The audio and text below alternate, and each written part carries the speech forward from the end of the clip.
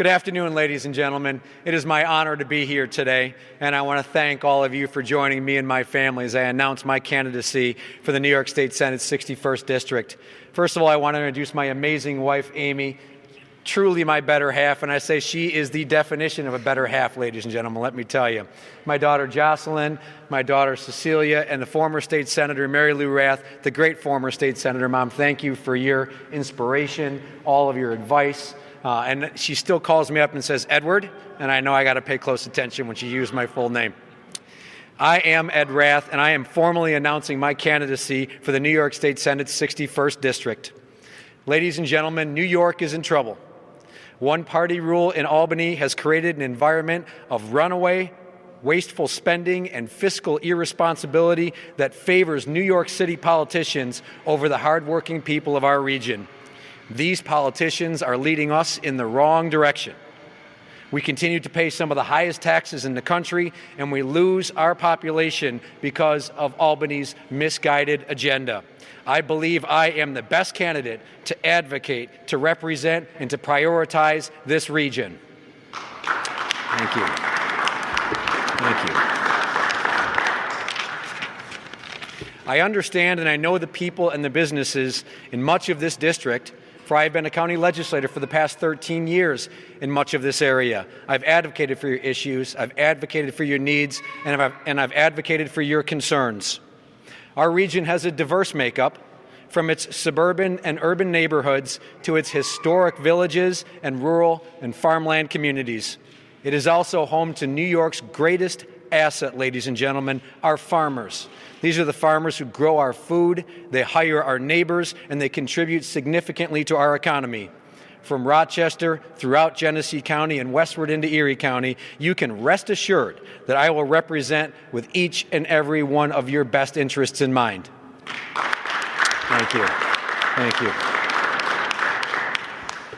As an Erie County legislator, I have seen firsthand the impact of New York State mandates when they are passed on to our counties. Lately, all of us have been forced to endure harmful policies coming out of Albany, which are totally out of touch with our areas, and we've had to experience their negative consequences. Whether it's the green light law, which gives illegal immigrants driver's licenses, or the disastrous bail reform law that eliminates cash bail for most legal offenses, we now have failed laws and twisted priorities making our communities less safe. The governor and his downstate allies will argue this is the right thing to do. Ladies and gentlemen, I respectfully disagree. This is the wrong thing to do. New York's bail reform law has done the exact opposite versus protecting our communities. It's made our communities that much more less safe. The New York bail law needs to be suspended or repealed immediately.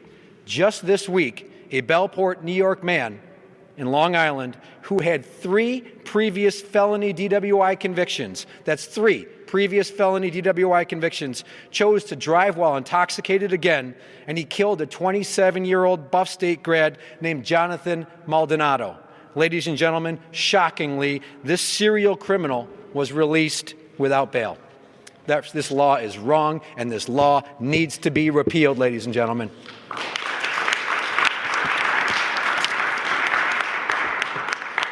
When I see policies and laws enacted in Albany that negatively impact our region and limit our personal freedoms, I will take on the governor and his downstate colleagues. I will advocate for our seniors, such as I did when I was the lead sponsor of the Silver Alert law in Erie County. That protects our missing seniors who wander away from their homes due to dementia. That law was actually enacted statewide, and I'm proud of the work we've done to protect our seniors. They need our focus and they need our attention. I will also represent our farmers, our small businesses, our entrepreneurs, our sportsmen, and all the hardworking residents of the 61st District. Ladies and gentlemen, make no mistake, I am more than willing to take on the politicians, including the governor, when they favor policies that harm our citizenry. I'm also willing to work across the aisle, Democrats and Republicans alike, for the betterment of the residents and their priorities. Ladies and gentlemen, this is not about partisan politics. This is about the dreams, the hopes, the aspirations, and the best interests of the residents of this district. This is about reducing our incredibly high taxes and securing our financial well-being. This is about reforming and restoring our faith in a currently broken Medicaid system. Right now, the state is running a $6 billion budget deficit. That's $6 billion with a B, ladies and gentlemen, and 70% of that is due to Medicaid. As your senator, I will stand up and I will say no to the idea of passing this debt onto our counties, which is being mentioned by our governor right now. We've got to fight this. This is wrong. This is not the county's fault. Thank you. Thank you. I will go to Albany to be a part of a solution of a priority that has been very important to me in my 13 years in the county legislature, and that's fixing our crumbling roads and bridges. When we invest in infrastructure, we are guaranteeing public safety, we are improving the quality of life of the residents, and we are putting people back to work. It's a worthwhile investment, and I will continue to focus on that. In addition, I pledge to find better solutions for our schools, to improve our rural broadband, and to rescind onerous policies that punish businesses across New York State. In Albany, I will also advocate for our homeless and jobless military veterans who deserve far better than they are receiving right now from Albany. We need to prioritize our veterans, thanking them for their incredible sacrifice to protect our freedoms. Thank you. Thank you. State government plays a vital and a delicate role in its relationship with local governments. At every turn, we must insist that Albany represents all of upstate. State senators must assure that legislation that passes is fair to all concerned. However, it does not overburden the taxpayers and businesses of our state. I pledge to aggressively fight against excessive taxation and regulatory overreach coming out of our capital. Thank you. Thank you. In my role in Erie County government for the past 13 years, as well as 3 decades in the private sector, I have a history of collaborative approaches to problem solving. I am willing to listen to the concerns of others and engage their knowledge and expertise to find common solutions.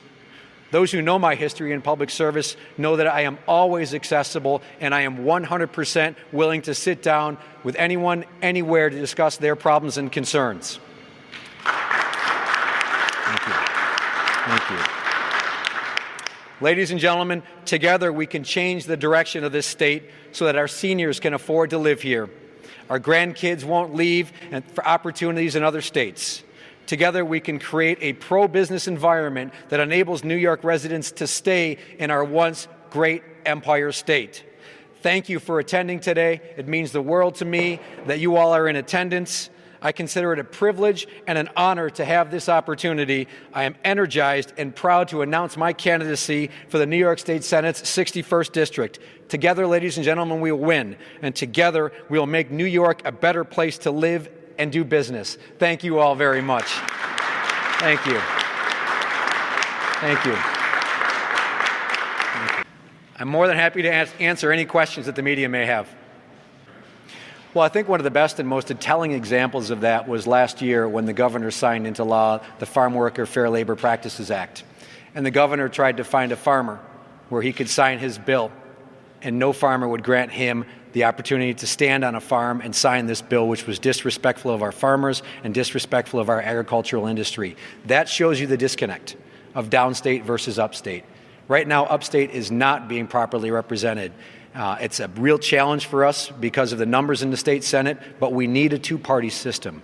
We need checks and balances in government. That's what our state government, our federal government, and all of our local governments have been founded on. I will advocate for those checks and balances in that two-party system because the disconnect right now is stark. The elimination of cash bail is the latest example of many. As I said earlier, the passage of the driver's licenses for illegal immigrants. This is a New York City agenda which does not represent upstate, nor does it represent Long Island. It's just a very narrow center in New York City that's being represented, and the people feel disconnected. We need to reconnect the people to their government in New York State. Good point. I think it's one issue at a time. We need to go out into the district and talk to the residents, ask them about their needs, their concerns, and their issues, and then advocate for them. We have a representative government, and that representative government should represent all of New York State. So if it's agricultural issues, if it's economic development issues, if it's enhancing our rural broadband, if it has to do with the disconnect with laws I had mentioned before, like the elimination of cash bail, Albany doesn't represent us.